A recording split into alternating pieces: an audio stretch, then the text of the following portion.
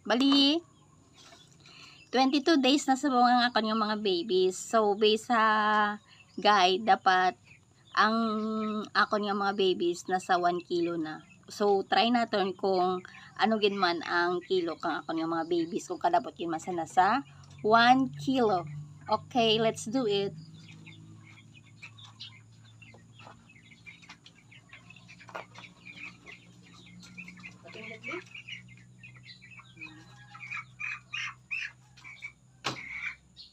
Awala niya ako yung baby, oh. Beka, may isa ka kilo ka. Ayun! O, tama-tama. Dapat mga 1 point something kilo siya. So, nakaabot man. Okay man ang atang palaga. Isa sa mga medyo mabalbal dyan nga manok. So, naka 1 kilo na siya sa within 22 days. Try natin ang iba pa. Kung may makbal pagit kita nga medyo mabalbal ka na. Testing lang.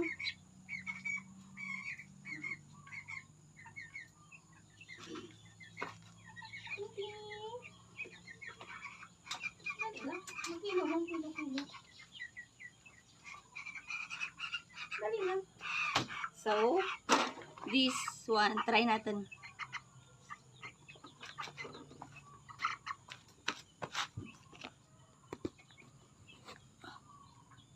Ayun. Mga nasa, mga nasa 1 kilo man siya.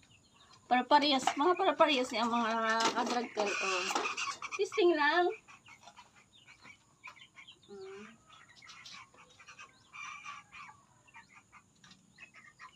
Wala ti pinakabahay. Bigyan ta magwal. Ang pinaka-cutie. Ting ting.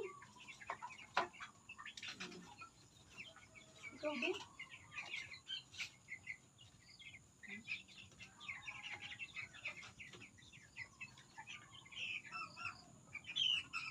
Kaya medyo ano.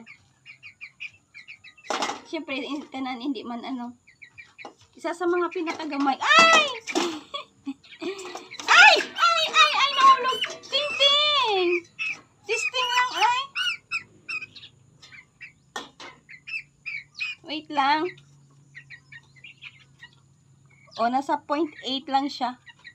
So, isa dyan sa mga pinakagamay sa tanan ng mga chicken ko. Na mga babies.